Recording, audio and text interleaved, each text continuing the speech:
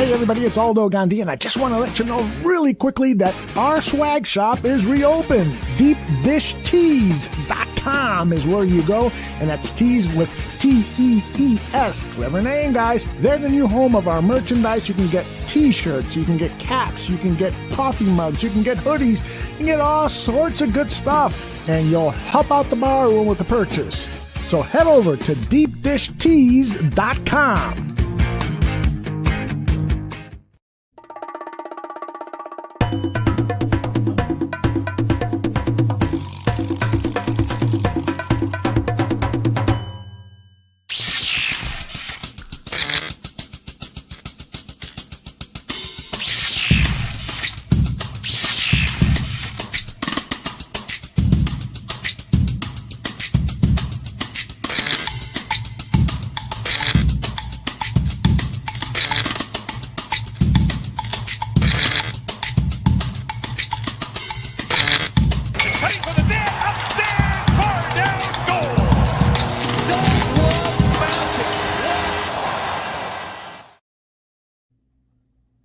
What's up, and welcome back to BarDown Blackhawk Talk, episode number 9, presented by the Barroom Network. My name is Vinny Parisi, and this is my brother, Joseph Parisi. And Joseph, number 9's a pretty cool number, don't you think?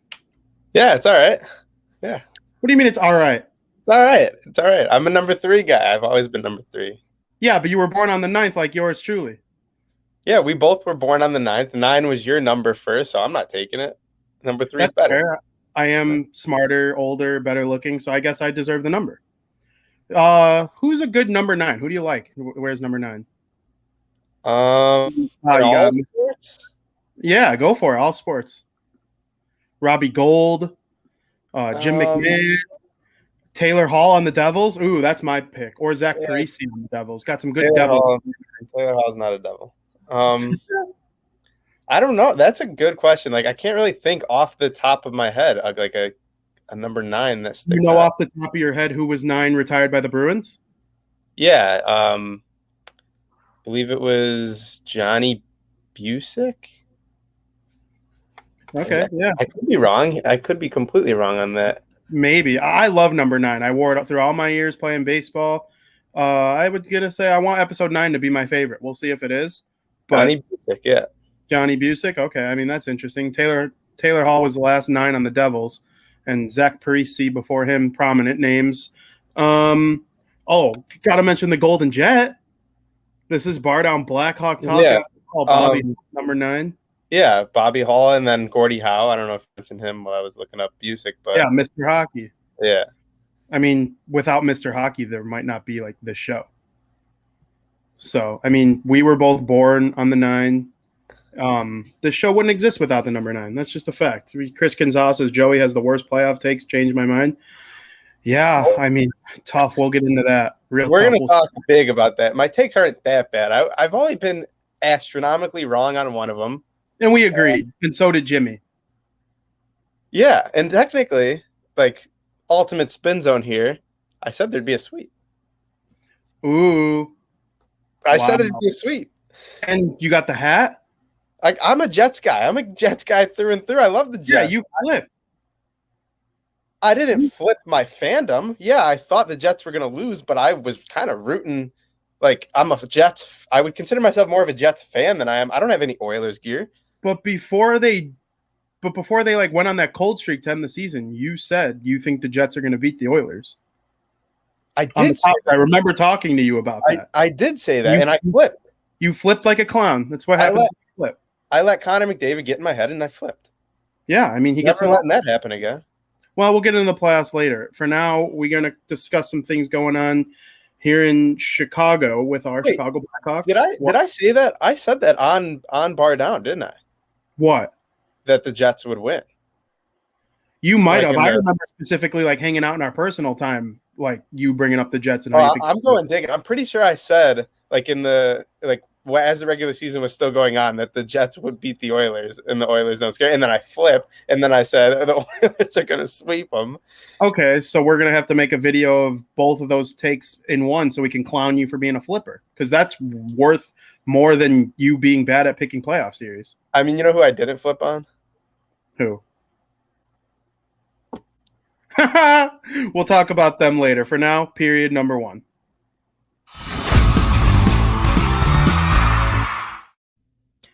And I had to put a complete stop to Joey going on the Bruins because he would have just exploded if I would have let him keep going. Period number 1, Chicago Blackhawks got 9 players at the World Championships, IIHF, representing all sorts of different countries. Normally, when the Hawks were like making those deep runs, those guys never got to go. Like you never saw Marian Hossa or Patrick Sharp playing for their countries back then. But Patrick Kane and Alex DeBrincat did play 2 years ago in 2019. And, there were a couple others that played throughout the tournament for their countries, but 2020 was canceled for obvious reasons. Here in 2021, there's no DeBrincat, there's no Kane, but there's plenty of, names that people should know and prospects that are kind of representing the Hawks over there in the Worlds. You like the Worlds? I do. I think it's fun, especially like when you're not in the playoffs. So for these young guys to be able to go and play hockey, and on top of it, it was a shortened season, 56 games opposed to 82. So, I mean, the energy should be there, and it's great for them to go and get on the ice and get some actual competitive ice time. Yeah, and it's not best on best, but it kind of has like an Olympic feel to it. Just looking at good on good. No doubt about it. Good on good is a great way to describe it. There's no Crosby or McDavid like there would be in the Olympics or the World Cup. But, hey, if those guys didn't make the playoffs, they'd be playing in that tournament. Exactly. And Southburb, what up, Purdy C Brothers? We love you. We love you, too. That's my favorite podcast on the planet. And, yeah, I mean, you said like there's no DeBrincat and Kane, but there are some notable names for sure going. Yeah, I mean, let's get into it. Dominic Kubalik, a couple days ago, playing for his country, had the OTGWG. What do you think? That's great for him. Play for the Czech Republic, right? Yep. He's Czech. I mean, that's awesome. I love those young Czech guys. I'd love to see the Czech Republic be competitive on the Olympic stage. For obvious reasons, I have David Pastrnak, David Krejci. So Kubalik, I'd love to see him. I definitely see him as like a top offensive force for the Czech Republic moving forward. And, he was great with the Hawks in his rookie year. So it's like, I want to see him continue to grow and develop as a player. And I think this is the perfect stage for it. Yeah, there's the big 5, the United States, Canada, Russia, Finland, and Sweden. Mm-hmm. Outside of them, the 6th and 7th best teams, they kind of flip. For a long time, Slovakia and the Czech Republic were like right there. You would almost say there's a big 7 instead of a big 5. But those two have kind of taken a dip where the others have kind of risen a little bit, especially Team USA and Sweden. Canada and Russia are always near the top. But the evolution of the United States and Sweden has been something to behold for me. I would love to see the Czechs get right back there. And you're right. I think Kubalik's going to be a big part of it. Oh, definitely. And I don't know if you mentioned the Swiss, but like you kind of proved me wrong over the years with the Swiss. Like they're definitely just keep getting better and better with their players. So yeah, I mean, Nico Hischier was the number 1 overall pick by the New Jersey Devils a couple years ago. Roman Josi would probably be their captain. He's one of the best defensemen in the league, big time player for the Nashville Predators. The Hawks' own Pia Suter is a Swiss player, and he didn't go to this tournament. I know he just celebrated a birthday a couple days ago, but I mean, he would be a prominent player on Team Swiss if they go to the Olympics next year for sure, I would think. And he'd probably carve out himself a nice top 9 role. Yeah. And Timo Meier, too, of the San Jose Sharks. Yeah, I mean, you'd have to look at their center depth, but I mean, I would say he might even, land a top 6 role. Yeah, I mean, you'd probably put Timo Meier with Nico on the top line, and then Pia Suter maybe with, I would have to look at the rest of the roster. Sometimes there are guys who are Swiss and you don't even realize it. Yeah, and I think a guy like, Nino Niederreiter still makes it. He might not be as productive as he once was, but like, I mean, the depth really isn't there for Team Swiss. So the Hurricanes love him as a secondary scorer. Yeah. I don't know what you know about Drew Comesso. He was just added late. It was 8 guys playing for Team USA, and he was just added. College player. Blackhawks drafted him in the middle rounds of the 2020 NHL draft. I don't know if they see him as a dual threat with Kevin Lankinen one day, or if they see him as a number 1, but you never know with these goalies, and seeing him added to Team USA is a nice touch. Yeah, I saw that he got added as a replacement netminder on May 24th. So, I mean, I don't know much about this kid, but a USA goalie, that seems cool to me. Yeah, I mean, if you play for Team USA, no matter what the role is for, it's a big deal. And seeing a guy like that be able to make it is interesting to say the least, especially since he kind of had a weird season with the COVID and kind of making the college game crazy this season. He's going to go to Blackhawks camp probably this upcoming season. I'm not positive on that. I'm going to have to fact check that. We could talk about their upcoming roster and training camp later in the summer, of course. But I'm assuming he's going to get a shot since they spent a third round. I believe it was a third round pick on him. Yeah, did they acquire or they drafted him out of college? Is that where he came from? Mm-hmm. What college? I want to say it's BU, either BU or BC. Yeah, that's even better right there. Yeah, I mean, right up your alley. I mean, if he goes back to school next year, I'm assuming he'd play in the Bean Pot. Maybe, definitely a name to keep an eye on. It's not easy to make these Worlds teams. Like we said, it's I would say it's really good on good because like there's been years where you watch the Worlds and guys like Crosby, Marchand, like those guys sometimes go. It all depends on their health, the situation, their NHL team situation. So it's a competitive stage for sure. So for him to go, I mean, I would love to see a guy like that develop because I'm not crazy high on the current goaltending situation as we've talked about. And I'm kind of surprised, like, I mean, we don't know about the health and the situation, but it would be cool if Kevin Lankinen went to play for Team Finland. But, I mean, maybe that's asking too much, but I'm assuming with how many games he played this year and having a little injury towards the end, he probably just wanted a break. Like, that's where I found him. I drafted him in our keeper league because of how well he played for Finland in the Worlds 2 years ago. So, it could put guys on the map. I know I called it good on good earlier, but you're right. There are great players, and it could turn guys' careers around. I don't want to say it turned around Marchand's career, but that experience playing with Sid was definitely good for him. Yeah, and isn't that where Spencer Knight kind of like, or was that the juniors? Well, he played in World Juniors, but it's like an older version of the World Juniors in a way. Yeah. Because they do it in the summer rather than the winter, so they don't interrupt their seasons. And normally a lot of the prominent countries are made up of guys whose teams didn't make the playoffs. So you got Nico Hischier playing for the Swiss because the Devils stunk. A bunch of Hawks players because they didn't make it. So Timo Meier playing for the Swiss because San Jose missed out. And players can join as well, too. So now, like, for example, and I doubt this is going to happen. I'm sure this guy just wants to, rest. But, like, Edmonton gets eliminated and, like, Draisaitl could go play for Germany if he wanted. Like, he can join the tournament late, right? Draisaitl playing wouldn't surprise me at all, actually. McDavid playing would. Yeah, I don't know. I just feel like both of them, like, especially after that series they just went through, like, I could see them just, And this year's a little different than normal just because of playing 56 games in, like, 100 days or whatever. 150, 200 days was tough. And I mean, we're going to get into this series a lot more, but after you get swept, I'm sure the last thing you really want to do is focus on hockey. I feel like you just kind of want to, step away for a second and think about it.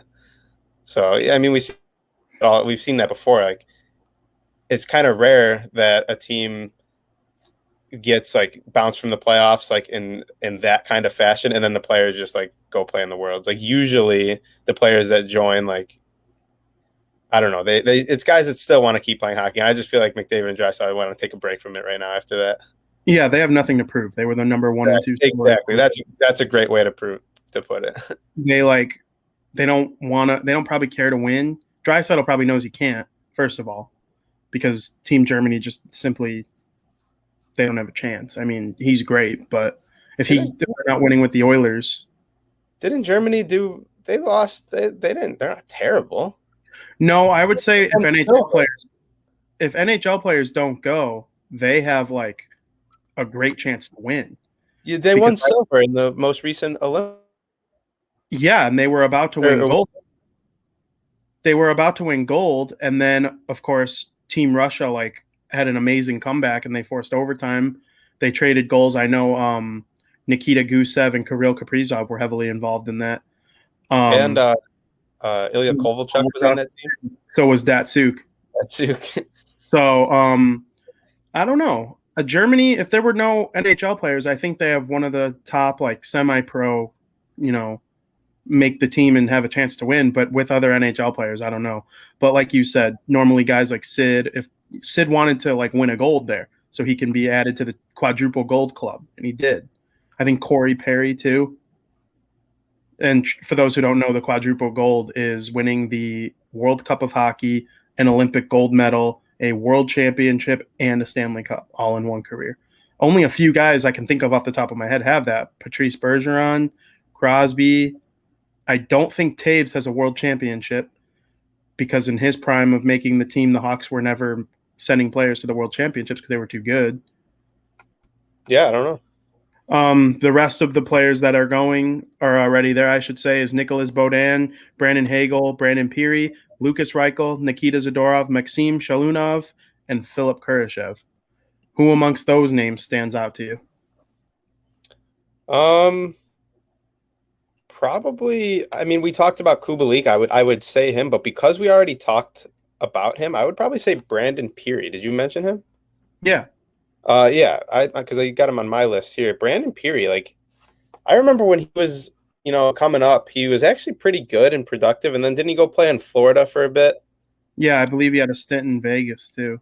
Yeah, and now he's back. So, I mean, for him to develop into, a better, more depth scoring guy, that could be huge for the Blackhawks. So, I mean, and I like when players go to this because it gives them that chance to kind of develop a little more and find their game. So, in competitive stage, of course.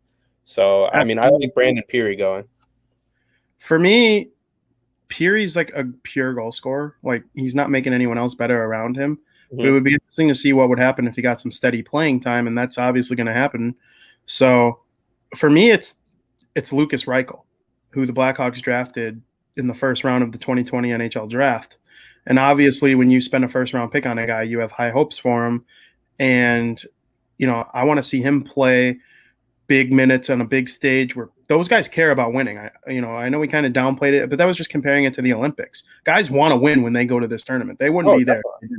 Definitely. Seeing a guy like that put in a good situation. I also like seeing Nicholas Baudin go. I actually believe he's going to be a good player for the Hawks. I got him, and I'm high in him and Ian Mitchell. Ian Mitchell didn't go, but I think the Hawks can really improve their blue line if each of them takes a step. Yeah, tell the people a little more about this Lucas Reichel. I'm seeing because he's from Germany. He's 19 years old, a left wing. What's the plan with him? Yeah, absolutely. I'm not sure he's going to play next season. I mean, you never know with these first-round picks. They could come into camp and light the world on fire, and it's not like the Hawks have great forward depth. I actually think that was one of their greatest weaknesses in 2020, 2021, because it was Patrick Kane, DeBrincat. When Doc came back, it was a little better at center, but the bottom six was awful, and people are acting like Suter and Brandon Hagel. Those guys are good depth players, but they're not supposed to be in your top six. Like, they're not the next Boland or Frolik. Like, those guys were on a different level. And it's okay to have guys like Hagel and, P.S. Suter could be a good third liner, I think. But, like, there's a difference between those types of guys and the guys who made up the depth on those championship teams. You could just tell that there's a difference. There's compete level. There's, will to win. There's what makes you a good bottom six forward. Scoring some goals every now and then is nice, but it's not the whole package. And the Lucas Reichel edition could be huge if he develops into what they drafted him to develop. I mean, they left some good players. The 2020 draft was amazing. I don't know how in-depth people have studied it. The first pick was Lafreniere, and then it was Stutzel and Byfield in the mix, Jamie Drysdale. It was a great draft. And Reichel kind of fell to the Hawks a little bit. And between picks, I would say after pick 11 to 31 in the first round, it could have went in any order. So the Hawks could have gotten a really good player. They could have gotten somebody who, shouldn't have been. But I loved the pick when it happened, and I still do. Him playing for Germany in this tournament is nice. I see him, if he doesn't make the team this year, I see him playing in the A, or who knows, maybe he even makes it. It all depends on how training camp goes, preseason. I mean, you know how it is with these guys. Mm-hmm. Yeah, and you said 11 through 30 pretty much being you can go any order. It's kind of becoming a little less uncommon that like a later round or mid to late round, like he was picked 17th overall. Like sometimes like you just find the diamond in in the rough, I guess you can call it, where these players just become superstars. Look at Charlie McAvoy, the how lucky the Bruins got taking him 14th overall. And Pasternak. Yeah, exactly, like 24th overall or something like that. So, I mean, that would be really cool, especially because, like, I kind of like the fact that he's German. There's not many German players in the league. I remember at one point there was literally only one, and now it's just slowly growing. And so if he can become a stud, maybe I'm sure he knows Leon Draisaitl, as the German market isn't, huge. I'm sure these players know each other. So absolutely. I mean, it'd be cool to have a young kid like that. He's 6 foot. So, I mean, he just kind of has the build like a goal scorer, it seems. So when you say there was only one at one point, Dennis Seidenberg? Yep. The German hammer, as Jack. Yeah, the German hammer. Draisaitl, he's going to lead that country. I like when they're good. Yeah. I hope that he turns into something because they just got sweet jerseys. The color scheme is really cool. And, like, what if the Germans played the U.S. in, like, a gold medal game one day? Like, just revisionist U.S. history on the hockey stage. Like, it would just be so cool. Chris Gonzalez wants to know what our defensive lineup would be on the ice next year, inserting any rookies. I actually think Duncan Keith will play again, so he'll be there. Mm-hmm. I wouldn't be surprised if they lose one of Zadorov or Dahan in the expansion draft. Zadorov is currently a RFA, but, I mean, they'll sign him. I don't love him, but they'll sign him. And so whichever one of those two doesn't go in the expansion draft. So you think they're protecting Connor Murphy? Yeah. Oh, yeah. So Connor Murphy, he'll stay. I definitely think they're going to protect Connor Murphy. When he's healthy, he's probably their best defenseman. Yeah. So those three, I would add Nicholas Beaudin, Ian Mitchell, and Stillman. I know we got into some chatter about Stillman earlier in the season. Riley Stillman. Yeah, Riley Stillman. He came over, I believe it was the Hinostroza, or no, it was one of their trades with Florida right at the trade deadline. And they like him. They saw him play a couple games and they signed him. Like, they didn't waste no time. So I believe that's my top 6 as of right now, unless I'm forgetting someone. Riley Stillman, I believe, will not be protected in the expansion draft. Well, if Keith plays another year, it'll be him, Connor Murphy. Is it possible they don't protect Keith? They have to. He has a no-move clause. Unless he waives it. You can waive it to get to just be eligible in the draft. They also have a thing in the National Hockey League that not a lot of people are aware of. If you can waive your no-move clause only for the expansion draft. And then if you're not selected, your full no-move clause goes back into place. Like that happened with Vegas. Like Fleury waived it for the Pittsburgh Penguins, and if Vegas wouldn't have selected him, his no-move clause would have just went right back into place. So that could happen. I'm trying to think. I would have to look into it. I'm assuming it would be Keith, Murphy. Stillman's contract is probably entry level, so they don't have to protect him. His current contract is, but after this year, he's making 1.35. See, that's where it gets hairy. Does it? I know. Is the upcoming contract into effect, or the one that they're still on? I'm pretty sure it's the upcoming because once the cup ends, that year's column disappears. Yeah. When looking at the salary cap. Well, it depends who they see more. Zadorov? Yeah, I like you. I mean, you already said the guy I was saying, and it's Ian Mitchell. I think he plays a full year with the Chicago Blackhawks, and I know you're really high on him, so I would just kind of like to see a little more from him, especially offensively. Absolutely. So we kind of went over it already. I have who benefits the most by going. You want to throw a name? Talking about the World Championships again. Yeah, but I mean, it'll be the first guy we talk about, Kubalik. I think he was awesome, and you could say it's chalk, but I think he's probably the most important piece to the Blackhawks who went as of right now. I mean, you can look at in the prospect point of view from it of players you really want to develop into something better, but Kubalik, I think he's awesome. So I want to see him, succeed and do better. Yeah, I'll go in a different direction. I'm actually going to say Beaudin. I was going to say Lucas Reichel, but I mean, they took him in the first round. They think he's going to be good. He's going to develop in, I almost called it spring training camp, or, the rookie challenges that they do every year. Dev camp too. Dev camp is what they call it. Yeah, Dev camp for sure. That'll probably be sooner than later if I had to guess. Well, I don't know the schedule after the Cup because of it being delayed this year. But Beaudoin's a defenseman too. I also think that goes into it. Defensemen, just make them play some way, somehow. Just keep getting reps. And Beaudoin had an okay year when he actually played. So that's my guy who I think benefits the most from going. I'm definitely going to keep my eyes on the name Lucas Reichel. Reichel? Is that how you say it? Reichel. Reichel? Like Yeah. Eichel? Yeah. Future Blackhawk, maybe? Future Wild. Eichel and Reichel on the same line. Oh, poor Pat Foley. Poor us. I actually had a vision that, you know how it was the Mick Eichel draft? Yeah. I had a vision that they both just say screw their current teams and they go play together somewhere. Like what LeBron, D Wade, and Chris Bosh did. Like they were one. I want to say, I mean, we could get corrected in the chat room. I want to say they were picks 1, 3, and 4, or 1, 3, and 5 in the same draft. I want to say I'm going to go with 1, 3, 4. You're talking about NBA? Yeah, they were the one. LeBron James, Dwayne Wade, and Chris Bosh. They were all top 5 picks. I want to say it was 1, 3, 4. And they all ended up on the Heat, and they won championships and conference titles. It's completely basketball. It's so easy to just pick where you want to go and leave your team. Like a lot less of that in hockey. No, of course, but I mean it'd be a similar example. I would actually think it's hilarious. Like if they chose a neutral team, like let's say like McDavid says, all right, screw Edmonton. Eichel says screw Buffalo, and they just go to like the Kings or something.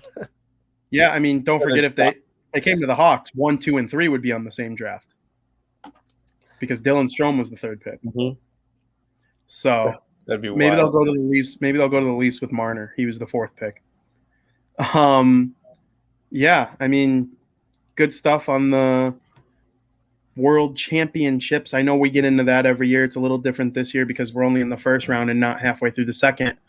But I want to veer off one more Blackhawks topic before we start talking playoffs. What was your favorite moment from the 2020-21 season? I know I knew you were going to ask this, so I kind of looked, and I had something that instantly popped in my head, but I wanted to like kind of brush over the season as a whole to make sure I wasn't forgetting anything.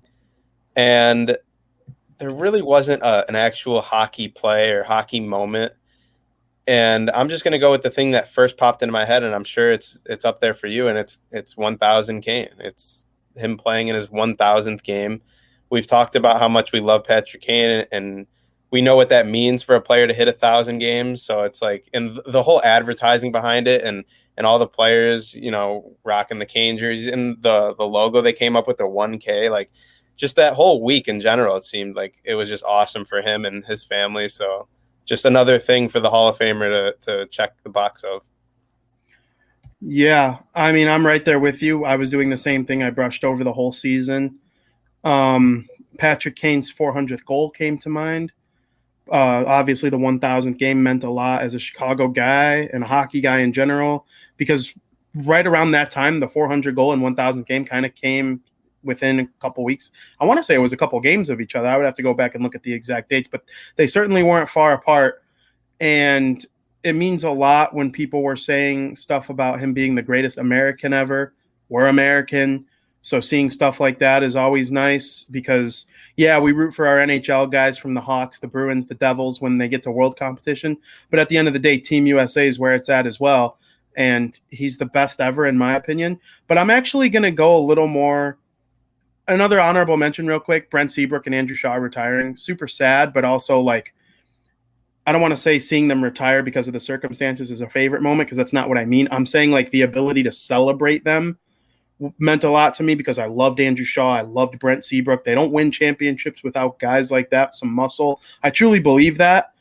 But this is going to sound Brent Seabrook in his prime was a key. He's a key top 5 guy of those cup teams. Yeah, I mean, he's a top 5 defenseman in Blackhawks history, maybe top 4. Mm-hmm. He was an Olympic guy. Like Mike Babcock decided he wanted him on Team Canada. Mm-hmm. Like that's how you know you're great. You're not good, you're great. He got top 10 Norris votes many times. But my favorite moment of the season, this is going to sound sentimental and mushy, but it was when they came back. You know, it was long. I know the bubble was weird and the Hawks were there, but they beat Edmonton. It didn't feel like a playoff series win. It meant a lot to me to get sports back. And I like basketball, but we're not the biggest basketball guys. Football had a nice year, but seeing hockey get back in their own buildings, and we were able to see the United Center, and even though they had like a makeshift virtual version of Jim Cornelison singing the anthem, it just felt good to sit at home and watch the Blackhawks play at the United Center. Of course, every other team too. Like, just getting them back was my favorite moment of the season, and hoping that this never happens again, and we're able to like just watch hockey, because like it obviously means the world to us. I mean, look at our backgrounds, look at what we wear. Like we love hockey. So getting it back was my favorite moment for sure. Yeah, I kind of agree. I couldn't agree more. And like then they started adding fans in like the last like 3 games. It would have been cool. Other teams were doing it. We didn't get to one, which stinks. I know, but it'll be so cool. Like that'll definitely be a moment for us next year, because we're going to be at the United Center next year. So yeah, I kind of think like for content purposes and just for sentimental purposes, I haven't been to any sporting event with anyone more than you, but especially hockey. Like, how many times have we gone just us? And I love that, and I can't wait to do it again. It was awful, and getting it back was definitely my favorite part of the season. And knowing that you have 56 regular season games, the entire postseason, then the draft, then free agency, and then boom, it'll be October again before you know it. And hopefully that's when everyone has 100% capacity. I know the Bears are I'm pretty sure the Bears announced they're doing 100%. We love football too. So being part of a 100% capacity crowd once the Blackhawks roll back into town again next season, that the step one towards that was definitely, well, we got some breaking news. Adam Vinatieri, a former longtime great Indianapolis Colts and New England Patriots kicker, announces his retirement. Really quick, cap off. Yeah, it was the beginning of the season. Knowing everything ahead, back to normal for hockey, for the most part, sooner than later. It felt good. What do you got on Vinny Terry? He's just now retiring. Wow. Do kickers belong in the Hall of Fame? Yeah, they deserve their own like area. Yeah. I mean, of course they do. They're important just as much as a quarterback in their own respective jobs. Like, it's my argument all the time when people say they don't belong in the Hall of Fame. Like, hey, remember Cody Parkey? If they had Adam Vinatieri on that team, maybe they go to the Super Bowl.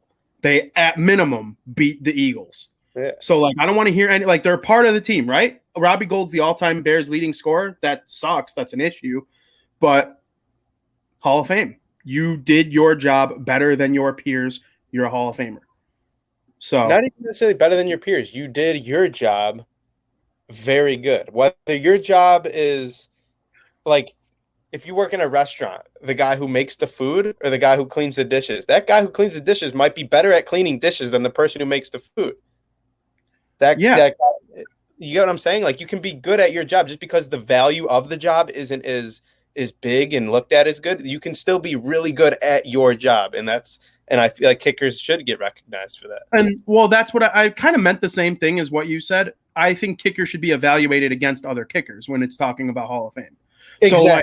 So from that generation, I would go Adam Vinatieri, Steven Gostkowski. I'm sure there are others that I'm forgetting. The guy from the Raiders, Sebastian Janikowski. Mason Crosby was always pretty good. Mason Crosby might be borderline. I know Tucker. He's amazing. Justin Tucker on the Ravens. He's awesome.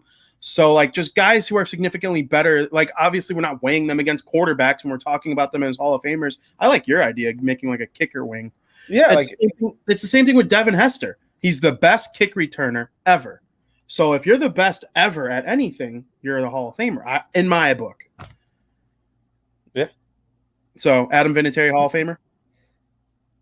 If kickers get looked at, yeah. I'm just going to miss seeing him on the field with his white beard, wondering like, what the hell is this old guy doing? Colts hat or Patriots hat? Oh, I knew I'd put him on the spot. I'm going Patriots. Yeah, I mean, probably. You've got to think, for me, it's like in the prime of my football watching and me being older, it's like I've seen probably more on the Colts, but yeah, no doubt. So like I mean, for me, I instantly picture Colts, but I could see how someone who's a little older than me, like I'm a young guy, don't forget. Yeah, you're a little baby pipsqueak. All right. It's the moment we've all been waiting for. We're going to send you to a commercial break, and then we're going to hit period number 2. And we got a little overtime where we're going to talk about one of my articles about a good friend of the program, Aaron Rodgers. So we're going to take a little break for a commercial. Guys, it's Peggy Kaczynski. I retired early from my 20-something career as a sportscaster covering the Bulls, the Bears, the Blackhawks, the Cubs, the White Sox, and really every other college and high school team in Chicago. So what do you do after that? Well, you start a podcast. That's what I did with my teenage son, Jason. And the result is The Sportscaster and Her Son. Yes, I'm the baby boomer, a mom. We don't get along. We don't have a lot in common, but we both share a love for sports. And we always have great sports conversation. Even better, our guests in the interviews. So come check us out. We're on Podbean and the Barroom Network, or really wherever you get your audio. The Sportscaster and Her Son podcast. See you there.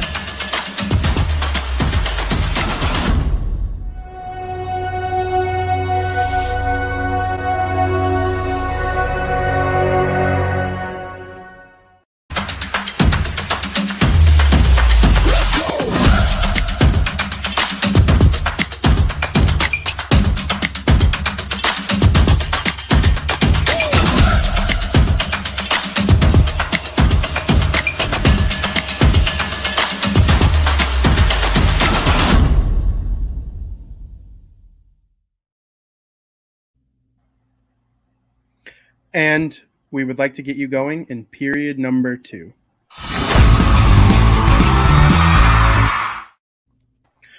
Let's talk some playoffs, pal, on BarDown Blackhawk Talk, episode number 9. Make sure you hit up deepdishtees.com where you could buy your Blackhawk merch, BarDown Blackhawk Talk merch.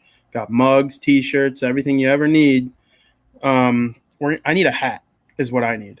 I need a BarDown hat. Going to make sure that happens sometime next week. I want to talk playoffs. Playoffs. Happy I did it. So happy. So happy. So the series that are not done is what we're going to go over in period number 2. And for that, we're going to start with one of my favorite teams, the Toronto Maple Leafs. They are currently holding a 3-1 series lead after their enormous victory at the Bell Center in Montreal yesterday. What do you got on the Leafs? Yeah, they just definitely took control. I plan on pulling up each series here. Montreal won game 1, and what looked to be, I don't want to say Carey Price stole the game, but I mean he was Carey Price. Yeah. Kind of just Matthews really had nothing, and then all of a sudden game 2 comes and Toronto figured it out. I think it was a mistake by the Montreal Canadiens, the team that Claude Julien is not the head coach of.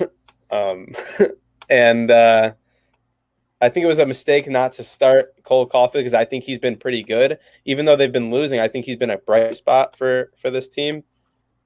But, I mean, the Leafs just took control. Jack Campbell's playing fantastic, either getting the scoring. And I kind of think – I don't want to blame it on the whole John Tavares thing because that was just such a tragedy. But they lost the game 1 when it happened, right? It was game 1.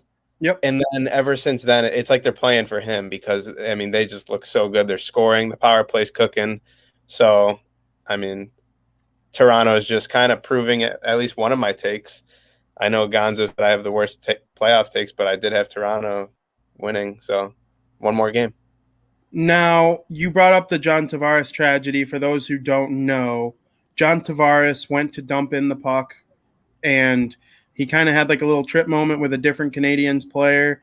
And Corey Perry of the Montreal Canadiens, in a completely accidental play, I don't want to hear anything about any clowns trying to say that it was on purpose. I know Corey Perry has a reputation. Anybody who's played hockey knows how fast it actually is. And that was not on purpose, but he kneed him in the head. It was an unfortunate play, and Tavares was down on the ice. And you know how, like, when you get hurt and you fall, you kind of come to a final resting position comfortably. Like, you make sure your hands are free of he was not in a comfortable position on the ice. Like, he was knocked out cold. And you could tell just by the way. Exactly. And he went down. Yeah. The trainers tried to get him up, and he flopped backwards. And it looked like he had no control of his body from his neck down. And it was honestly one of the scarier moments you'll ever see in NHL history. And you see their GM, Kyle Dubas, like, what are we doing here, guys? What's going on? And that's when things started to get a little crazy, and the trainers from both benches started to come out and help. And they eventually carried him off on a stretcher. And it was one of the scarier plays you'll ever see in hockey. It makes you wonder how it doesn't happen more, because we don't really see these types of things often. We see them 2 or 3 times a season where a guy will get taken off on a stretcher. But, like, this was one of the worst I had ever seen. Yeah, it's almost like hard to watch. He definitely does get knocked out cold. And then, you know, when you're out cold, you're out cold. Like, your body, it's dead weight, essentially. So I feel like they tried helping him up when he wasn't 100% back. And you've seen it in UFC. Anyone who's a big fan of, like, UFC, a guy will get, you know, he'll get hit with that final blow and he'll be wobbly. And then, but while he's wobbly, he's knocked out. He just doesn't know it yet. And then he goes down, and you talked about that locking position where you're not laying there comfortably. And that's what happened. John Tavares got knocked out. And then when they tried helping him up, he still was knocked out. Yeah, he might have had his eyes open, but I believe he was still knocked out, and his body went limp, and it caused for a very scary sight. But, you know, he gave the thumbs up as he's getting stretchered away. So, you know, he gained his consciousness back, and he was released from the hospital, I think, the next day. But very scary. I hope he recovers quickly and well, and he's probably going to be out. I'm not going to say he's going to be out for the rest of the playoffs. No, he has a concussion. Exactly. It's not. He recovers from the concussion. He'll be fine. Exactly. You look at the replay, you think, oh, this guy, can he even walk? Is he going to be able to ever walk again? That's everyone's first thought. Like, his literally lower body was limp. You think of him as a human being before a hockey player in that moment. Exactly. So, I mean, to hear that it's just a concussion, and when he gave the thumbs up, that's kind of what I was thinking, because I kind of came to my own conclusion that, yeah, he was just out cold, and that's what caused the scary sight. Yeah. And so, I mean, I don't like the Toronto Maple Leafs, but you put that aside, and I want to see John Tavares come back and play for them this season. So that would just be amazing for a hockey fan. Me too. And when you watch the video, you see Corey Perry go over there and give him a little nudge saying, hey, man, good luck to you. And you know Corey Perry didn't do it on purpose. I know, like I said, Corey Perry has a reputation of being like a funny man. And that just wasn't the case there. I mean, It was just a fast play, scary incident. You know what you sign up for when you play the great game. So, you know, you play right now. You're an active player in a men's league. And every time you step on that ice, you know that that's a possibility. Now, you're not skating against guys who are quite that fast or strong, but, I mean, it could happen. Oh, yeah, definitely.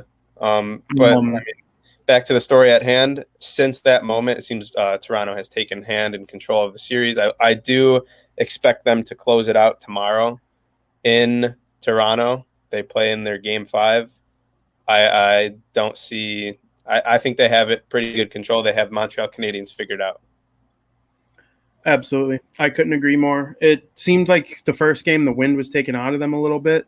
You saw Jumbo go over there, and Austin Matthews didn't look the same. But I don't want to say that's the reason Montreal won, because they played a great game. I mean, they got their focus right back on track, which is very hard to do. I mean, we've seen situations like that cause the game to be over. Like, they'll cancel it and pick it up later, or they'll shut the period down, and then in the next period just finish the period from before. Like, we've seen that before. Rich Peverley on Dallas, when he collapsed on the bench, they called the game after that. Yeah. So it's crazy. Toronto versus Montreal, there's not much to say other than Toronto's just been the better team other than the one game where Tavares went down. They're fun to watch, and I hope Tavares can come back, because when he does, it's a dangerous forward group. Yeah, and I think they've made the right move, you know, putting the trust in Jack Campbell. He's been great for them all year. And, I mean, I guess I'm a bad person to ask, but I've been saying for the past, 4 years that Freddie Anderson isn't the guy. And Toronto looks good. I know they're playing Montreal, but Montreal's not terrible. And for once, you can finally say for the first time in the Austin Matthews era, the Toronto Maple Leafs look very, very good in the first round of the playoffs. No doubt about it. Yeah, they're going to advance. I think it'll be the first time since 2004 that they advance in a playoff series, which is crazy to think about, but I mean, it's true. Let's send it over to we're going to call it the series of noise, because both of these buildings are at 100% capacity. It's the Nashville Predators versus the Carolina Hurricanes. Maybe not 100, but a lot. The rinks are almost full. It's loud. It's crazy. It's playoffs. And the Carolina Hurricanes can currently hold a 3-2 series lead after their overtime victory yesterday. Jordan Stahl scored in overtime. Nashville's giving it a fight, man. Yeah, I also would call this the series of the home team, because it matters a lot. And I don't know if it's because of the 100% capacity. It but goes into my thing of saying the noise. Exactly. The home team is just getting it done in this series. And I'm looking right now to see how many games I picked for this series, because I am very, very confident that Nashville is winning game 6 and sending this thing to game 7. And it's just going to be a continuous, the home team is going to win. I have Carolina in 7 in my bracket. So credit to me if that happens. Yeah, you and your awful playoff takes. Yep. What do you like? I mean, it's a I like series the home where team. every time a goal is scored, whatever building they're in just goes banana lands. Mm-hmm. But in terms of watching different types of players contribute, like obviously with Carolina, off the bat goes the big 3. So you got Teuvo Teravainen, former Blackhawk, Sebastian Aho, and Andrei Svechnikov. Those are their 3 best forwards. And then they have the defensemen, Dougie Hamilton, Slavin. There's just so much good stuff going on there. And then the 2 goalies that not a lot of people had faith in, but they've been living up to the hype. So, and then on Nashville's side of things, it's kind of a similar team, other than I think Carolina has a little more firepower up front. But Matt Duchene's been awesome. They have good forwards like Philip Forsberg, and Eric Hall has had a great series. Mikhail Granlund is pretty good. They have defensemen like Roman Josi, Matthias Ekholm, Ryan Ellis, and then the goalie. Yeah, So UC Saros is playing unbelievable. They're getting goals from Ryan Johansson, which is huge, and Luke Kunin scored the double overtime goal in Game 4 to tie the series up. So I mean, they're getting the depth scoring that going into the series. Yeah, I picked Carolina. I said that Carolina was gonna shit on them, but in my bracket, I did have Carolina in 7, because I know Nashville is such a hard building to play in, especially with fans. And they're getting the scoring that I said that they didn't have. So they're getting it from the depth guys. So it leads me to believe they're just going to continue to win at home. I do think Carolina is the better team, which is why I think they'll take the game 7 in Carolina. But I mean, it's a great series, probably one of my favorite ones to watch. For sure. A lot of overtime too lately. That's 3 straight games going to overtime. 1 double overtime, 1 triple. If Nashville wins game 6, like I think they're going to, I would say game 6 and 7 are must watch for sports fans, because those places are going to be rowdy. Mm-hmm. And Hawks fans know what a Nashville playoff game is like in Nashville. It's not easy. It's not fun if you're rooting against them. So I'm looking forward to it. No, not at all. And there's a lot of wild flavor on Nashville. You got Mikhail Granlund, Eric Halla, and Luke Kunin. So is that where Kunin came from? Mm-hmm. So definitely a lot of wild flavor going on there. And speaking of the Wild, they currently trail the Vegas Golden Knights 3-2 in their playoff series. The Wild took game 1 on an impressive overtime goal by Joel Eriksson-Ek, and then Vegas rattled off 3 straight, a lot of it in comeback fashion. And then Minnesota won game 5 to push it to a game 6 in Minnesota. So somewhat similar situation. Not everyone's always winning at home, but it's been a tight one, even though Vegas looked to be dominating the series there for a minute. Every game's close. The most recent game, the Wild won, and that's one of the games they actually did get outplayed. And then there was a game Vegas won where they were outplayed for portions of it. So it's been a fun series to watch, and I'm looking forward to seeing where it goes next. Yeah, so going into game 4, the Knights were coming off a game 3 win. It was pretty decisive in Minnesota. They won 5-2. And then they show up in game 4 in Minnesota again, and they handed it to them. 4-0 final. It was all, Vegas, and Fleury he's playing amazing. We talked about him last week, but so game 5, you kind of expected Minnesota. Okay, they just dropped 2 in a row at home. You're coming off a goalless game. I'm not very surprised that Minnesota came and played the way that they played in game 5. Now, game 6, looking to that, I think that's tonight, correct? Yep. In Minnesota again, Vegas isn't one of those teams that loses twice in a row. They haven't yet. The fact that Minnesota is the only team that beat them in a season series all year long, that speaks to the bounce back effort that Vegas has.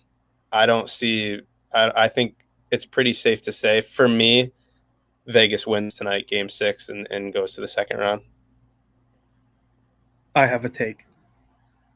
If you think Minnesota's winning 3 straight against Vegas, which was what it would be if they win tonight. Yeah, but the one in the past is gone, pal. It's over. Okay.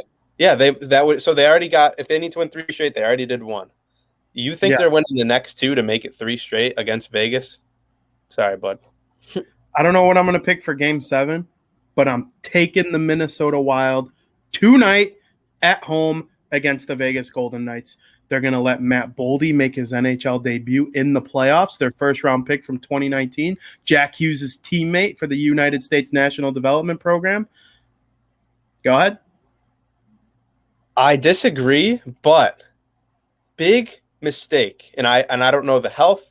Big mistake not playing Zach Parise in all of these games. He's a playoff guy. He knows how to play hockey. He's electric factory. Like, after he scored, I was so happy. And you're the Zach Parise guy, so I'll let you dive into that. Your favorite player growing up. I can't fathom scratching a guy like that. He's got the A on his sweater for a reason. Comes back, scores a huge goal, and I was happy. I'm rooting for Vegas this series, but I don't hate Minnesota. I'm just rooting for Vegas to be right, literally. I actually like the Wild better than Vegas, probably. Zach Parise, if they do win, and if I'm wrong, if they win tonight and Zach Parise has anything to do with it, I'm okay with being wrong, because I kind of want that. I love that man. He is the reason I'm on this show right now. I'm saying that with a completely straight face. I would not like hockey if it weren't for him. He's been my everything in terms of sports for the last 10 years. That's why I'm a Devils fan. It's why I support the Wild. Zach Parise has meant everything to me. And to see those dummies scratch him to start the playoffs has been an outrage. Yeah, he didn't have the best season, but guess what? Zach Parise is their all-time leading playoff scorer. He led the team in power play goals this season. That's a reason to keep him on even if he plays 9 minutes a game on your fourth line. He led your team in power play goals this season. At 35 years old or 36 or however old he is. He has playoff intensity. You see the way he celebrates when he scores goals. He wants to win more than any player in the league, and he is going to lead the Minnesota Wild to a victory tonight at home. I'm standing by it. If I'm wrong, I'm wrong. I don't care. I will ride with Zach Parise until the day he hangs him up. Go Wild. Yeah, you're a clown for rooting for Vegas. I don't care about your stupid bracket. You were already wrong about Edmonton by a lot. Who cares? I'm just saying what I think. If I think Vegas is going to win, I'm probably. Well, guys, 5 minutes each for fighting. If I'm saying Vegas is going to win, I'm probably going to bet on Vegas. I'm not going to root against my money. So. Yeah, but don't. I'm telling you right now. I don't see Vegas losing 2 in a row. It has nothing to do with Zach Parise. I get it. You have no idea how happy that would make me to see Zach Parise hoist the Stanley Cup. It's just not going to happen. Well, next year when they trade for Eichel, and that puts them over the edge. But any clowns who think they're not actually a good team, they're just so wrong. They don't know. They don't understand the depth. I personally think Zach needs to go to a different team. He needs to do like a little cup tour. Because I don't think he's out. He's not out of it yet. He doesn't rely on his speed for his game. I think he could still be productive in certain lineups. And I would love to see him go on a cup tour, kind of like how Iginla did toward the end of his year. I mean, what team does that for him? Pittsburgh? I know he loves Sid, and they're good friends. I could see him playing a third, fourth line role on like Colorado, or he kind of would fit a good. I mean, yeah, he'd be taking a pay cut, but I mean, a lot of players will do anything to get that silver. Yeah, no doubt. I mean, the Wild are going to pay him till he's done. I know a trade was imminent with the Islanders last year, and then it was cut off last second at the trade deadline. Yeah, that would be another good team. You want to move on to them? I mean, I could root for the Islanders. It would not hurt my feeling. The only team I can't root for, and Zach's already been asked in his career, there's an interview on YouTube, would you ever play for the New York Rangers? He gave an emphatic no. Because his dad played for the Islanders and he played for the Devils.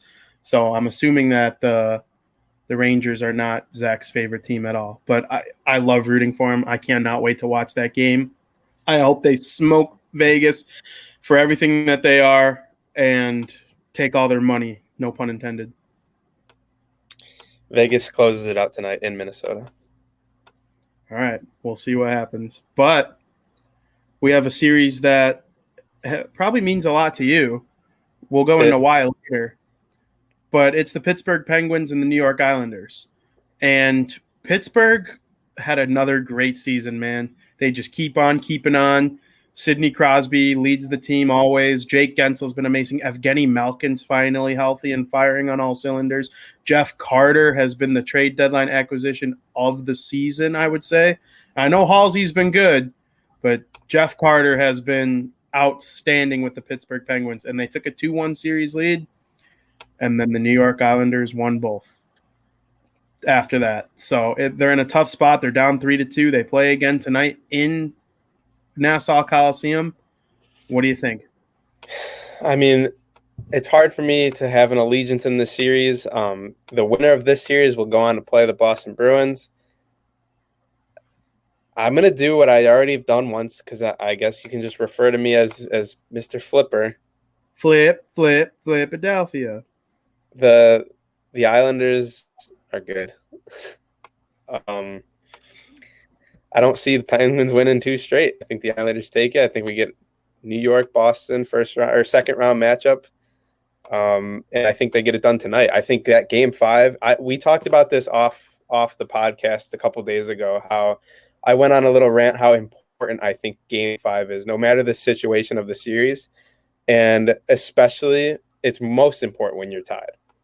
And that's what we had yesterday on Monday. And Pittsburgh couldn't get it done in their own building, and now they have to play game 6 on the road in New York. The Islanders look good. Islanders in 6. I hope that Pittsburgh wins tonight so bad. I want to watch them have a chance to win a game 7 at home more than you know. I like Pittsburgh. I would say they're another team I constantly root for. Definitely hoping that Pittsburgh can hang on tonight. Watch Sid make a couple great plays. I'm not ready to be done with Sid. I might be done with Sid soon? I think tonight's the last time you're going to see Sid. Like, we got ousted of Sid in the bubble so soon. Montreal beat them in the bubble in the play-in round, and I thought Pittsburgh was going to smoke them. I'm just tired of losing Sid early. I'm used to him playing all the way to the final. Listen, I don't make the rules. I just predict them. I get what you're saying. So you're thinking the Islanders close it out tonight? I'm thinking I'm already starting to, calculate my game plan going into the Islanders series. Yeah, I mean, it's going to be tough no matter who advances. Yeah, I'm not picking shot. I'm not choosing okay, I want the Bruins to play the Islanders. I want the Bruins. No, you can't do that because then you'll get smoked. Exactly. Whoever they play is who they play. I want to make that clear. But with the circumstances at hand, I just think the Islanders have a really, really good chance to close it out in their own building tonight. And you can't say I'm going chalk, because I have Vegas winning tonight, closing it out on the road. So I'm not just picking the home team to win the game 6. No, of course not. I always kind of think I don't know what to say about it. Like, in terms of picking your opponent, I'm always kind of in the camp that you root for it to go as long as possible. That way they beat each other up, and then you get the beat up winner. What's one extra game going to do that? The game 7 will be Friday. If anything, if it ends tonight, does that mean the second round could start Saturday? who knows? The Bruins just started practicing again today, and I have some things to talk about their practice today when we talk about the series that have concluded. But I don't know how the second round schedule is going to be. I don't think it's going to matter. If they go to Game 7, that game's on Friday, so they're not going to have to play a back-to-back, so there's 0% chance it starts on Saturday. But if it ends today, that's Thursday and Friday, rest for the Islanders. I mean, I don't see it. I don't know how it's going to work with if the first round's still going on, or they're going to start some of the second round. I think they will. They did that in last year. Yeah, I mean, with the way the season has gone with COVID, it pushed Canada behind, because if the Leafs were to go to Game 7, which I don't think they're going to, but if that went to Game 7, it would be the 31st. So that's like well past when the Bruins would play their opponent. I think my guess is the league is very happy that Winnipeg swept Edmonton, and they're hoping that Toronto finishes it off against Montreal tomorrow, because if that's the case, they no longer have any catching up to do with Canada. Because Canada had a COVID surge in like mid-March, so they had to play like a lot of extra games down the stretch, and that's why Canada's a little farther behind the other 3 divisions. But if Toronto takes care of their business tomorrow, everything's caught up. Yeah, well, and that kind of also we're caught up regardless, because Toronto and Edmonton, they've had to play some back-to-backs, which is like the first time we've seen that in the playoffs, which, I mean, sucks for them, but I mean, everyone deals with what you got to deal with in these times, right? Yeah, I mean, it's not like you're playing a team that isn't playing a back-to-back either, like it happens in the regular season sometimes. But yeah, New York Islanders tonight at the Nassau Coliseum. Jordan Eberle, to me, has been really good. He's got 2 goals. He could have more. I just think he's playing great. And then obviously, like, Kyle Palmieri's been good for them. Yeah, so, I mean, it's another guy, Pollock, Ryan. Yeah, he has been a stud on the back end. Unbelievable. They're good, man. Yeah, they got good players everywhere. Yeah.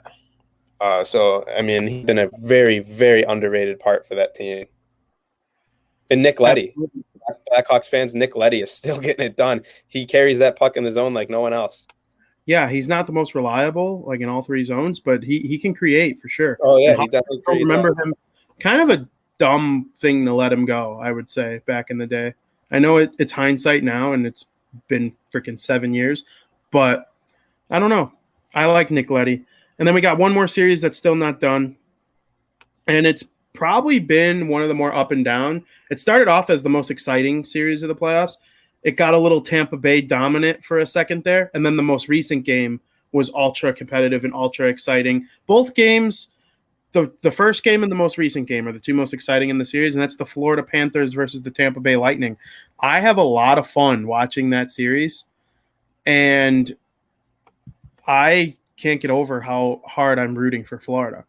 I don't think I've rooted for a team harder that I don't cheer for. Like, I like the Wild, I root for them. I like the Bruins, I root for them. Same with the Penguins and Leafs. Florida, I'm hit or miss on depending on the time. I'm almost rooting for them as if they're one of my 5 favorite teams this playoff season so far. Yeah, Joel Quenneville finally, did the right thing. Started Spencer Knight. We said it, man. We said it. I said it, and I said going into the series, I was like, he's going to start Bob. Drieger will get playing time, and literally everything I've said about like their goaltending situation has happened. I said the second they start starting Spencer Knight, he's gonna play good. He's gonna enjoy the big stage, and that's exactly what happened in Game 5. They won 5-1 or 4-1. I'm sorry, in Game 5. I think it's in Tampa tonight. Panthers in Tampa tonight. Game 6. I'm not going to say what I've said the past 2 series. We got a Game 7 coming. Florida, Spencer Knight, beat the Lightning tonight at the Amalie Arena. Force it back to Florida for Game 7. That's going to be a good one. Friday night, Game 7, be there. Absolutely. I hope it happens so bad. I love Florida. I'm all in on them. I think they're my favorite team in the Central right now. Like, they're just the most fun. Coach Q will always have a special place on this show's heart, being a Chicago podcast. They're fun. Barkov is amazing. Huberdeau, man. Huberdeau could make a 50-year-old who just put his skates on for the first time score 3,000 goals a game. I love watching those guys play. We miss Ekblad. Not starting Spencer Knight. You could go back and listen to our old shows where we made predictions. Not starting him was a travesty. Sergei Bobrovsky stinks. That's the worst ticket signed in the NHL probably in the last 5 or 6 years, I would say. Awful contract. They need to figure out a way to ship him out of there because Spencer Knight's the real deal. Including playoffs, he's 5-0 now. Spencer Knight, yeah, including playoffs 5-0. Yeah, so they got to figure out a way to keep getting him starts. If I'm Coach Q, I'm riding him until – and we've seen Joel do that. He played Scott Darling over Corey Crawford when Corey Crawford couldn't find it. We all know Crawford got it back and ended up winning the cup. But Coach Q has no problem doing those kinds of things. So hopefully they figure out a way to ride Spencer Knight and get it done. I just hope it wasn't too late because, I mean, I said when they start Spencer Knight, like it's going to up their chances to win.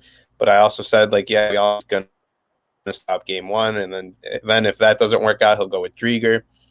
And finally, it took all the way to game 5 for us to see Spencer Knight and dividends for him because he loves it. You can just tell he's comfortable and he likes playing on the big stage. And I don't think people realize that up to this point in the NHL, he was a superstar prospect. Yeah. Great at the World Juniors, college, just representing Team USA all over the place. He's the real deal, man. Yep. I love watching Spencer Knight play, so hopefully Florida gets it done. We'll see what happens. That's kind of I'm rooting for every series going tonight. There's 3 games to go to Game 7. I want the Wild, Penguins, and Panthers to win. I mean, my predictions for tonight in those games, we just talked about the series in order. Vegas closes it out. The Islanders close it out. The Panthers force Game 7. Hopefully, man. Game 6 is on tap tonight. So those are my picks. I'm rooting for it. The White Sox keep running themselves out of innings, which is the most annoying thing ever. So those are the series that are still going on. We'd love to hear people's thoughts in the comments on what they think is going to happen. We could discuss those in period number 3, along with the teams that are done. Period number 3.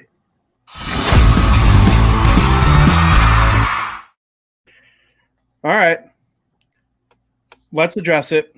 Edmonton versus Winnipeg. You're a flipper. You said it wouldn't be close. Edmonton's going to win. Connor McDavid, I love you. Leon Draisaitl, I love you. I agreed with everything you said, man. Everything that you claimed in that little clip that we went on YouTube or Twitter with yesterday, I agreed with everything you said. And anybody who says they didn't is just a liar. They want to clown you for no reason. I get it. It's funny to clown you. I love clowning you. There's a reason I made the video. I mean, I felt like a clown. I'm sure you love clowning me. Yeah. But I agreed with everything you said. We had Jimmy Lynch on last week, phenomenal guest. I mean, he thought Edmonton was going to win too. Maybe not a sweep like you. I think I might have even said a sweep. But I just can't believe that this is how it went down. And here's you picking a sweep. And then was it triple overtime? Yep. Kyle Connor scores in overtime to send the Edmonton Oilers packing. And cue the what's the show with the theme song? That was Curb Your Enthusiasm. Yeah. So I mean, I have nothing to say about it other than I haven't been that wrong. It's one thing to be wrong about a series, but it was a reverse sweep. I literally would not have been surprised one bit if Edmonton swept them. Me either. Here we are. It's a sweep. I was half right. Winnipeg sweeps Edmonton. Now, there were some games that were stolen. Goalie, Connor Hellebuck, man. He's one of the best in the league. He's definitely the best. We talk about Spencer Knight. He is by far the best American goalie, maybe ever. Yeah, I mean, he's pushing Jonathan Quick and Ryan Miller. So I would say the next Olympics is Spencer Knight and Hellebuck. And maybe John Gibson. Yeah, I kind of forgot about Gibson. He's a great American goalie. He only made – there weren't that many shots. You think of a game that went triple overtime. You'd think it would be in like the 60s in shots. It was only 40-43. So Hellebuck did make 37 saves in that game, in the triple overtime game that won it. Yeah. But I definitely think he was the difference maker in the series. Yeah, absolutely. There was that game that there were a couple overtime games. It's just so annoying to me that if McDavid and Draisaitl only have 2 points, they lose. It's infuriating. Something needs to be done in Edmonton about that. They need to build a team around these guys that can actually help, because that can't happen.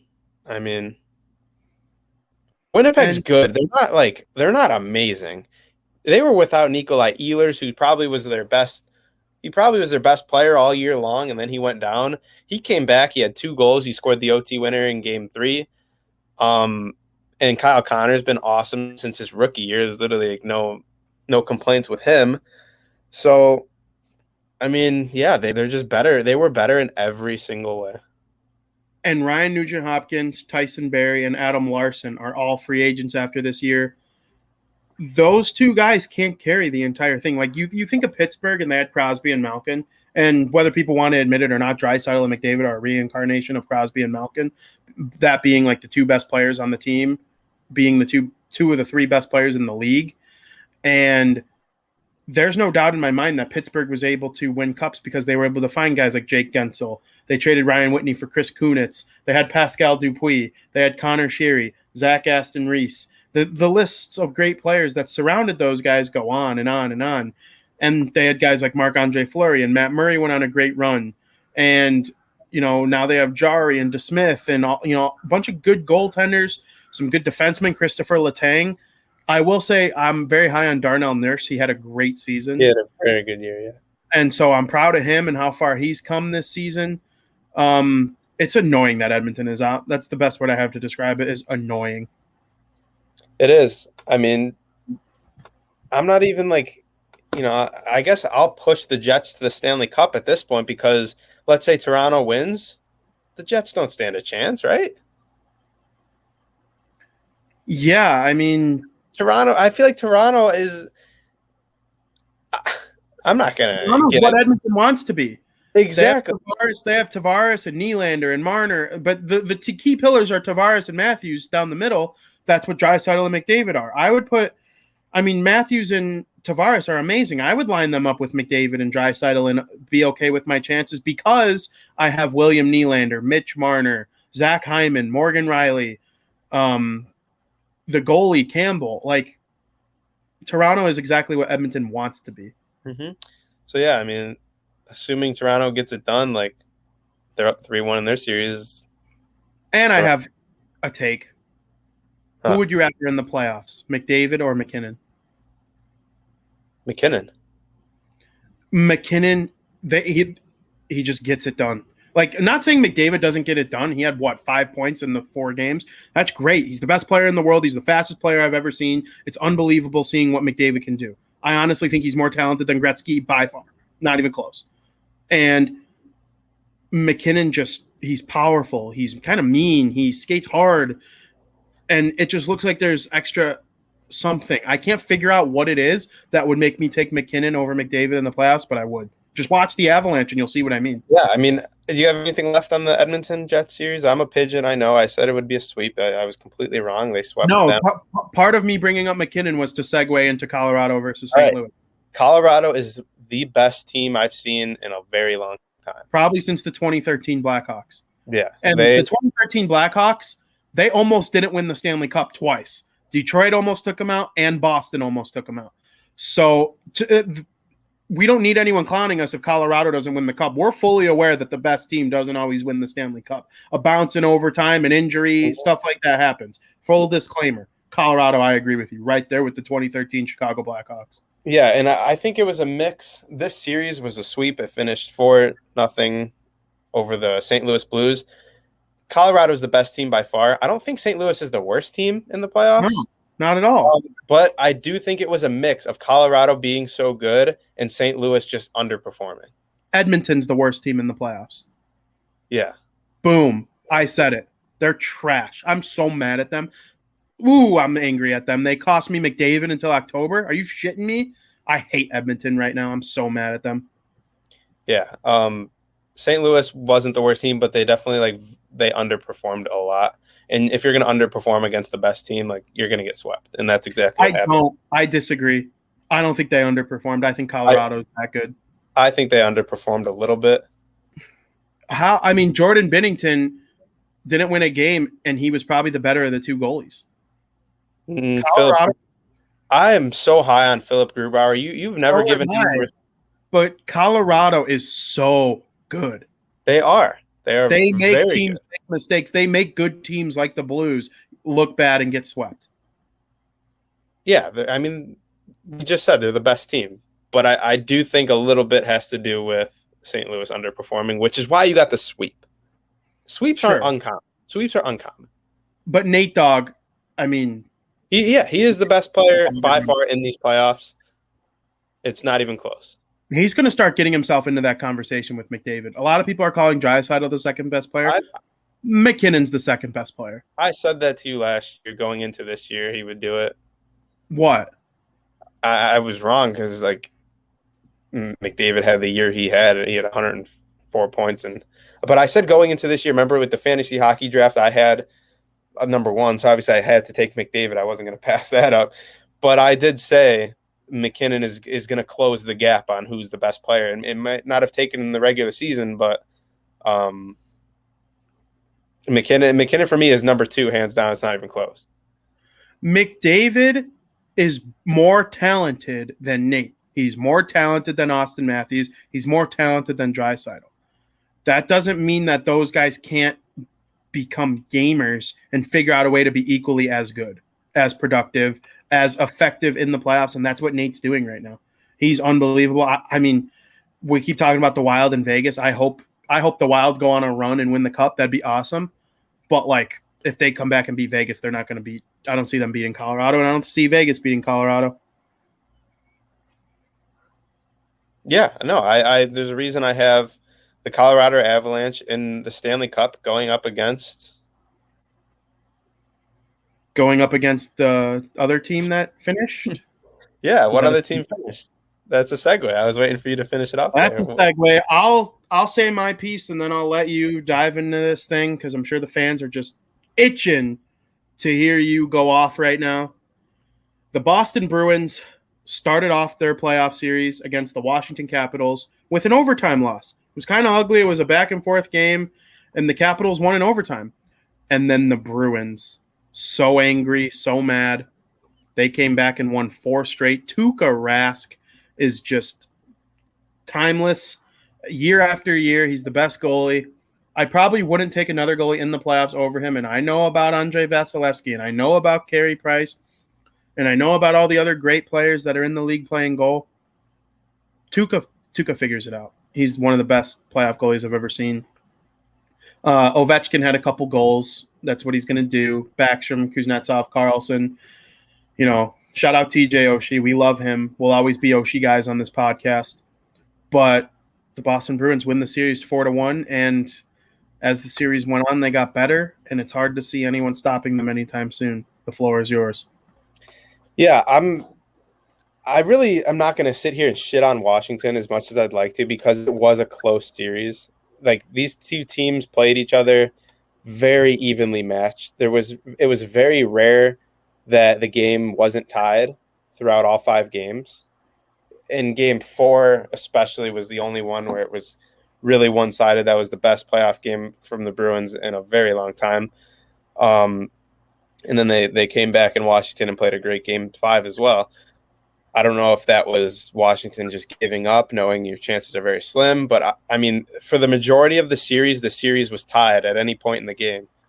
The first 3 games all went to overtime, all 1-goal games. The series between Boston and Washington as a whole, dating back for the past 12 games before game 4, were all decided by 1 goal.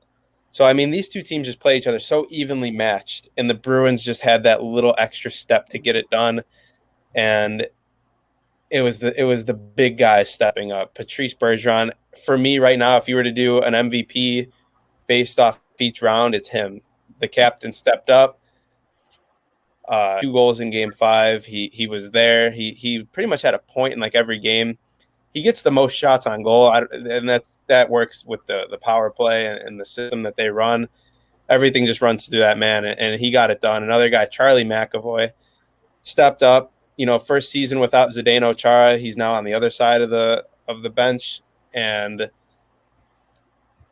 Charlie McAvoy is blossoming into a sure shot number 1 defenseman in the entire league. I think he's the best young defenseman in the league.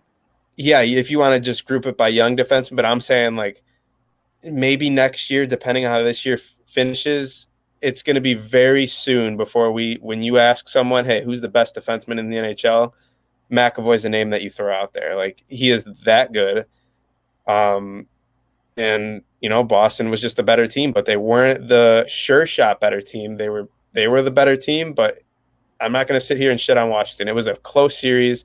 Credit to them. Ovechkin probably remain a Washington Capital, but he is a free agent after this year, but it kind of goes untalked about because of how confident we are that Ovi will stay in Washington.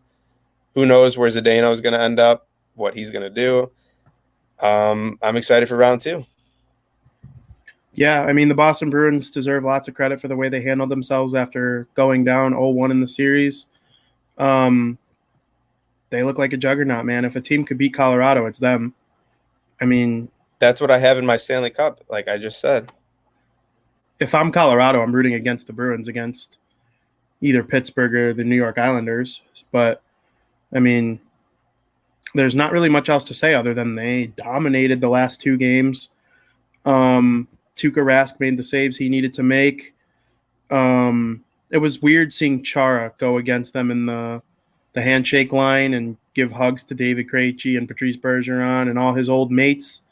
That picture of the Bruins celebrating whichever game it was in overtime. I want to say it was their first win.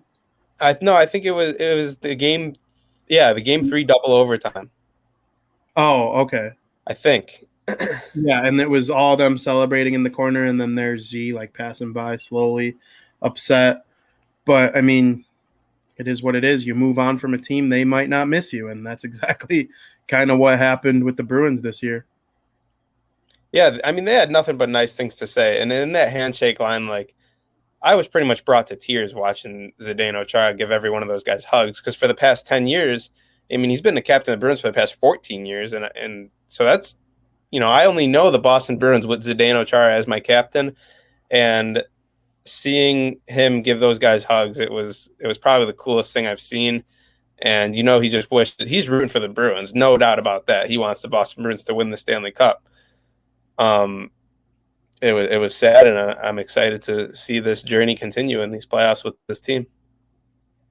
Absolutely. If I looked a little distraught right there, Michael Kopech just threw a ball, and he fell while he was pitching, and it was caught, and he limped off the field. So praying he's okay. Damn. In my bracket, I know on the podcast I said differently. I said 4 games. I just think I was just a little emotional high. But in my playoff bracket, I did pick Boston in 5, so I got the bonus points for that one. Oh, you did actually pick Boston in 5? Yeah, that was a good pick. So that about wraps up the playoff series that are done. Do you have any final thoughts on the Bruins, what you want to see? Any other teams? I think you got Toronto, Carolina, Vegas, New York, Tampa Bay in the series that aren't done. I in my bracket, or what I flipped? What you think now? What I think now, yeah, I think you got the Islanders, Toronto, the Lightning. I'm picking the Lightning in 7 still. I just think Florida's going to win tonight. Yeah. Carolina in 7, and then Vegas in 6. All right. Well, we'll see what happens. We have a little bit of an exciting overtime period for you guys, so let's send it over to overtime. Let's kick it off with Joey's overtime goalie talk this week. The floor is yours. Yeah, we kind of alluded to everything that I have. It's just UC Saros, the Finnish goaltender for the Nashville Predators. He's the reason that this series is close. We got Game 6 tonight, or not tonight. We're gonna see Game 6 in that series tomorrow in Nashville, and UC Saros, man, especially in Nashville. We talked about the home team, dominating in that series. In double overtime in Game 3? Game 4. The double overtime game, he made 58 saves in double overtime. It's his second straight 50-plus save game. So, yeah, Carolina is putting the pressure on Nashville, but UC Saros, man, he is there to answer it. He had a great mentor in Pekka Rinne, the two great Finland goalies of this generation. And UC Saros is stepping up and replacing Pekka Rinne nicely as the number one. And then another guy we talked about, Spencer Knight. It took him 5 games to get the start, but he is now the second youngest goalie in NHL history to win his first ever appearance at any point in the Stanley Cup playoffs. So this young kid just keeps getting it done. I cannot wait to see the career he has as a USA goalie. And I want to see Spencer Knight continue to win some playoff games. And then lastly, another goalie from Finland, probably right up there with Pekka Rinne for the best Finnish goalie of this era, and that's Tuukka Rask, the goalie for the Boston Bruins. He got it done, won 4 straight against the Washington Capitals, and this team is 96 years old, I believe, 97 years old, and he became the winningest goalie in playoffs for the Boston Bruins in the history of the franchise. That was with his Game 4 win over the Washington Capitals. So now he sits atop of winningest goalie of all time in the regular season and for the playoffs. So Tuukka Rask is the goalie. He is, when you think of Boston Bruins goaltending, Tuukka Rask is the guy you think of. Yeah, no doubt. I mean, when you get to the playoffs, there's always strong eyes on the goalies, and I think you do a great job of recapping it. You're the goalie guy, and I want to know if there's a goalie that's still alive that you think can be the number one reason that they win their playoff series or go far in the playoffs or anything to that nature. Yeah, 100%. There's a name that instantly came to my head, and it's not Tuukka Rask. It's not Spencer Knight. It's not Vesely. Well, those guys all play on good teams too. I'm Exactly. talking like if they win, you point at him and you go, that's why. It's this team right here. Connor Hellebuck, we talked about him. He is, I think he might be, I don't think it's, McDavid and Draisaitl didn't do much, but Connor Hellebuck, he was just phenomenal in that series, and he led them to sweep the Edmonton Oilers, and they were getting the scoring, yeah, but, I mean, it starts with the saves. For me, Connor Hellebuck's the guy where if they, especially in round 2, if they play the Toronto Maple Leafs, there's no way Connor Hellebuck doesn't have the most to do with the reason that they beat the Toronto Maple Leafs. And it's weird, too, because no one talked about it. Everyone just wanted to talk about McDavid and Draisaitl being out and how much of a dumpster fire Edmonton is. Even Stephen A. Smith had a clip. Did you see that? Stephen A. Smith talking about the Edmonton Oilers, saying if Connor McDavid and Leon Draisaitl were basketball players, he'd be all over them for getting swept in round 1. And it would be like the Brooklyn Nets, even though that's like completely wrong and not how hockey works. He obviously just they want him talking about hockey because they're about to get it. I just think Hellebuck was amazing and nobody talked about it for that reason. And I hope you're right because I think he deserves some shine. I'm a big Hellebuck fan. Exactly. So Connor Hellebuck, that's the guy. That's the best goalie who can steal a playoff series for their team right now.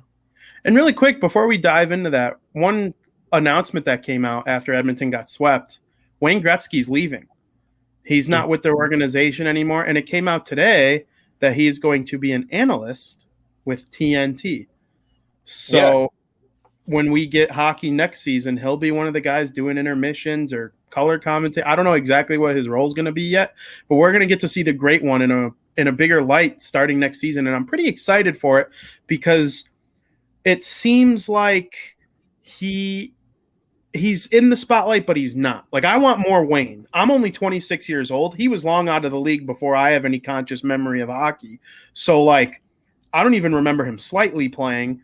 I need more Wayne in my life. And if we have Sid entering the twilight of his career with McDavid entering the prime of his career with Wayne kind of in the mix, I'm all in, baby. Yeah. I mean, ESPN/TNT, like we talked about them having the rights next year, and I'm looking forward to it because also I believe ESPN hired Brian Boucher and Ray Ferraro as well.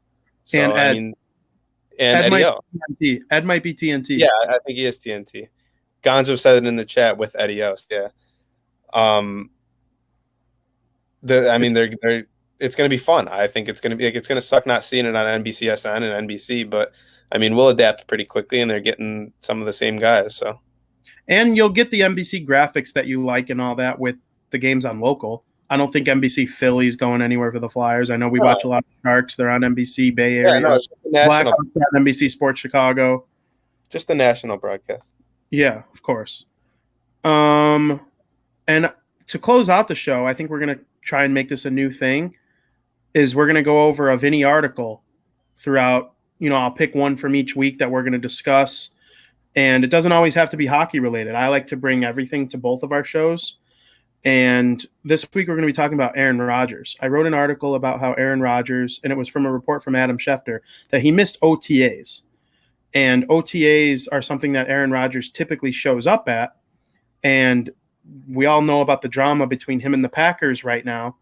I would like to know what your take is on Rodgers not going when he's normally a participant in light of all the drama that's surrounding the two sides right now. Yeah. Aaron Rodgers, it looks like he's, probably not. This to me is a sign that he's not going to be with the Packers, right? I mean, I want to say yes. And it always seems like anytime something like this happens, it ends up being the boring way. Like, they end up going back to the team they were originally on, right? Like, every time you get hyped for something, it seems like, it never ends up coming to fruition. Like, if Jack Eichel doesn't get traded and plays with Buffalo next year, like, that would surprise no one, right? Like, it's the same type of thing. Like, earlier in the season, people were talking about Crosby moving on from Pittsburgh, and then they went on a run. Like, just those types of exciting transactions almost never seem to happen. That's why Tom Brady going to Tampa Bay was so huge, because it was like, oh, he's just going to go back to New England, which I was rooting for, but I'm glad he went to Tampa Bay because he got to win again, and I like Tom winning. But Aaron Rodgers, he's a pissed off dude. And he went on SportsCenter a couple nights ago, and he had some things to say about the people in Green Bay. And, he was definitely referring to Gutekunst, the GM, and some of the other parties that are in the leadership roles there. And it just doesn't seem like there's any love between the teams right now. It's crazy.